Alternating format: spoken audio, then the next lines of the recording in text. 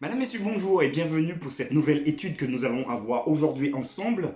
Temps tranquille avec la parole de Dieu. Voilà le titre, j'espère en tout cas que les éléments que nous allons voir aujourd'hui vont vous permettre de passer du temps, mais de qualité, du temps tranquille, comme nous dit le titre, avec et dans la parole de Dieu.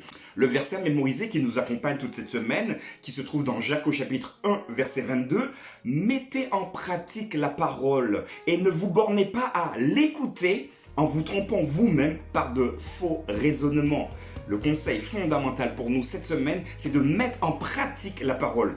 Tout au long du trimestre, nous avons vu donc les éléments pour nous permettre de mieux interpréter le texte biblique. Une fois cette méthodologie acquise, nous devons maintenant passer à l'action, donc mettre en pratique la parole. Je vous invite à prier avec moi avant de commencer. Notre Dieu, notre Père, nous te remercions une fois de plus pour ce temps de qualité que tu nous permets de passer chaque jour autour de l'étude de ta parole. Et encore une fois, Seigneur, nous voudrions que tu puisses nous assister par ton Saint-Esprit. Merci de nous permettre de mieux comprendre que ce temps de qualité est nécessaire pour notre progression spirituelle, mais également pour notre épanouissement physique. Alors, accompagne-nous, éveille notre intelligence de manière à ce que nous puissions mieux comprendre ce que tu nous dis dans le texte. Bénis tous ceux qui regardent cette vidéo. Sois également avec eux dans leur pratique régulière des enseignements bibliques. Je t'ai demandé cela au nom de Jésus-Christ. Amen. Voilà, donc du temps tranquille. Donc nous allons prendre environ maintenant 20 minutes maximum pour être tranquille, posé pour étudier le texte biblique. Nos vies ont tendance à être trépidantes et remplies de tensions et de stress. C'est peut-être le cas pour vous, nous sommes toujours à l'action. Et d'ailleurs, il y a une fameuse expression que vous connaissez bien, métro, boulot, dodo. Mais on peut le faire également dans l'autre sens, dodo, boulot, métro. En fait, ça fonctionne. On est toujours très actif. Parfois, nous devons travailler dur juste pour nous en sortir, pour survivre et pour pourvoir à la nourriture. C'est vrai, certaines personnes ont des difficultés particulières et doivent se battre au moins pour se nourrir.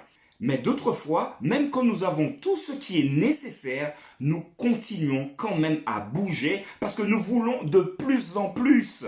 Et ce que nous recherchons, nous voulons de choses qui, selon nous en tout cas, nous rendent heureux et épanouis. En ce sens, plus nous aurons des choses, plus nous ferons l'acquisition d'éléments importants, plus nous voudrions encore en avoir pour, d'après nous, être mieux, tranquille, posé. C'est une conception, on peut la respecter, mais attention, nous voulons des choses qui, selon nous, nous rendront heureux et épanouis. Mais, comme le prévient Salomon dans le livre d'Ecclésiaste, cela n'arrive pas toujours. En d'autres termes, c'est pas parce que nous allons travailler comme des forcenés que nous serons heureux et épanouis. Quelle que soit la raison, en tout cas, de notre investissement, nous pouvons être tellement occupés dans nos vies et il est donc très facile, au milieu de la vie active, d'évincer Dieu. Ce n'est pas que nous ne croyons pas, mais juste que nous ne passons pas du temps de qualité à lire, à prier et à nous rapprocher du Seigneur. Nous pouvons finalement être détournés par d'autres choses au point d'oublier de vivre des moments de qualité avec Dieu. Donc nous l'avons déjà compris, l'idée ici de cette étude, de cette réflexion, c'est de nous permettre de passer du temps de qualité avec et dans la parole de Dieu. Nous avons tous besoin des moments où nous ralentissons délibérément pour rencontrer celui qui est notre Sauveur, Jésus en personne, pour l'écouter également. Le temps spécial tranquille avec Dieu dans la lecture de sa parole et dans la communion de la prière est la source de notre vie spirituelle. Vous voulez avoir une vie spirituelle épanouissante, enrichissante, passez du temps de qualité dans la lecture et l'étude de la parole et passez du temps de qualité dans la prière. Deux éléments pour nous permettre d'avancer spirituellement. On nous propose maintenant de lire trois références. Psaume 37, verset 7, Psaume 46, verset 10 et enfin Psaume 61, mais cette fois-ci les versets 1, verset 2. Je lis Psaume 37, verset 7. Garde le silence devant l'Éternel et espère en lui. Ne t'irrite pas contre celui qui réussit dans ses voies, contre l'homme qui vient à bout de ses mauvais desseins. Psaume 46, verset 10 va nous dire ceci. Arrêtez et sachez que je suis Dieu. Je domine sur les nations, je domine sur la terre. La prochaine référence se trouve dans Psaume chapitre 62, verset 1 et verset 2. Et ensuite, nous verrons le verset 5. Au chef des chantres, d'après Gédutin, psaume de David. Oui, c'est en Dieu que mon âme se confie, de lui vient mon salut. Verset 2, oui, c'est lui qui est mon rocher et mon salut, ma haute retraite, je ne chancellerai guère. Verset 5, oui, mon âme, confie-toi en Dieu, car de lui vient mon espérance. On nous propose deux questions en rapport avec les références que nous venons de lire. Qu'est-ce que ces textes nous enseignent au sujet du temps tranquille avec Dieu? Donc il me semble que pour le premier texte, à Psaume 37, verset 7, le psaume nous invite finalement à ne pas s'énerver contre quelqu'un qui agirait mal. Si nous regardons autour de nous, il y a des gens qui agissent mal. On aura tout le temps tendance à s'énerver, à s'emporter. Mais le texte va nous dire, garde le silence devant l'Éternel et espère en lui. Ne t'irrite pas contre celui qui réussit dans ses voies. En général, quand il réussit, c'est une mauvaise voie. Attention, j'ai dit en général. Mais il y a des gens qui peuvent réussir dans de bonnes voies. Ne t'irrite pas non plus contre l'homme qui vient à bout de ses mauvais desseins. Sois tranquille, faisons confiance. Donc ici, il me semble que le chapitre 37, verset 7, nous invite à vraiment être tranquille en Dieu, lui faire confiance. Surtout pour notre vie spirituelle. Parce que l'homme qui vient au bout de ses mauvais desseins, ça peut être également nous. Donc ne soyons pas trop durs non plus avec nous-mêmes, mais gardons le silence et permettons à Dieu de transformer notre vie. La deuxième référence, arrêtez, sachez que je suis Dieu, je domine sur les nations et je domine également sur la terre. Ce qui est intéressant dans ce texte-là, ça nous permet également de nous poser. Stop!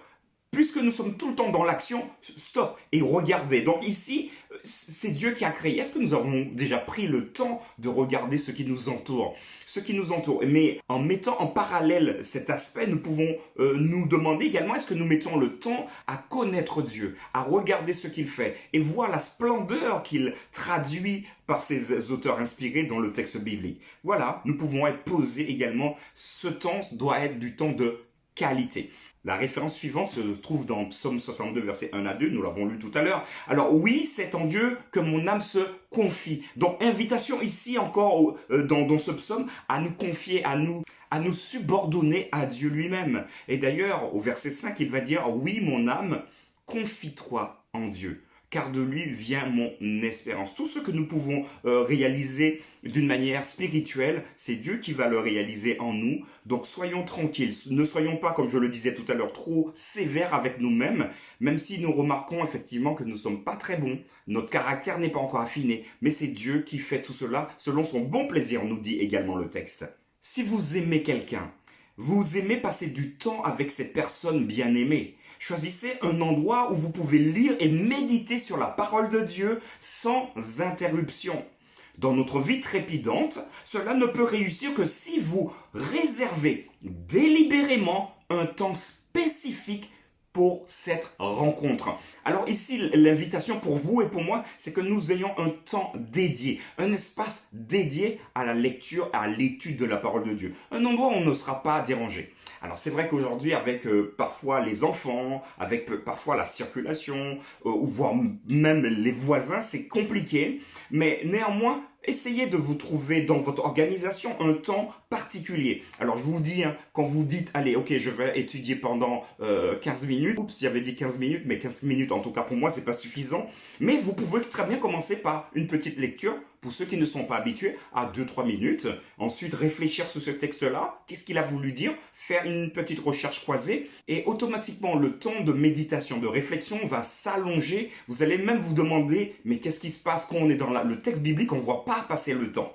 Mais c'est génial, c'est une invitation et un encouragement pour tous. Souvent, le début de la journée est le meilleur pour 5 minutes de tranquillité et de réflexion.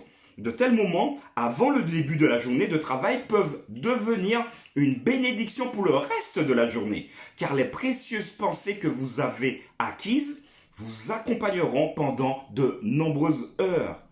Mais soyez créatifs pour trouver le bon moment, le bon temps de qualité dont vous avez besoin pour rencontrer Dieu sans interruption. Alors c'est une proposition le matin. Alors ça ne doit pas être une obligation le matin. D'autres diront avant le coucher du soleil. Chacun prendra le temps qui lui est propice, le temps le mieux adapté pour être tranquille. Alors ça peut être très bien le matin. C'est vrai que dans nos activités, c'est plus facile le matin.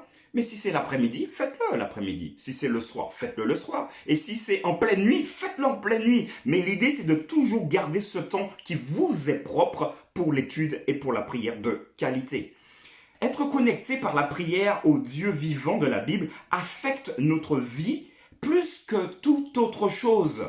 En fin de compte, cela contribue à ce que nous devenions plus semblables à Jésus.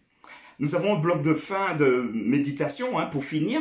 À quel point êtes-vous dans votre recherche du temps à passer seul avec le Seigneur? Alors, à quel point vous en êtes? Est-ce que vous passez pas du tout? Ou vous contentez juste d'aller à l'église et puis ça suffit? Je préfère vous le dire tout de suite, ce n'est pas suffisant. Aller à l'église, c'est très bien. Écouter, c'est très bien. Mais s'il n'y a pas de temps de qualité dans la prière, ma foi, nous n'allons pas progresser. Vous êtes peut-être à 5 ou 10 minutes, c'est bien. Continuez dans cette dynamique-là. Si vous pouvez augmenter le temps de qualité dans l'étude, faites-le. Ce sera donc un bénéfice que vous allez avoir pour vous-même et pour votre développement spirituel. Mais j'entends également certaines personnes me dire que je trouve pas la passion de lire. Quand je lis, ça me fatigue vite. Ou quand je lis, je dors juste après. C'est vrai. Dans ce cas, le mieux c'est de trouver un partenaire de lecture. Vous choisissez un ami qui veut rentrer dans cette dynamique-là et vous lui dites, écoute, on va lire le texte biblique ensemble et puis on va discuter. Donc vous prenez un chapitre, soit un livre et vous commencez par le premier chapitre. Alors qu'est-ce que tu as découvert? Qu'est-ce que ça t'inspire?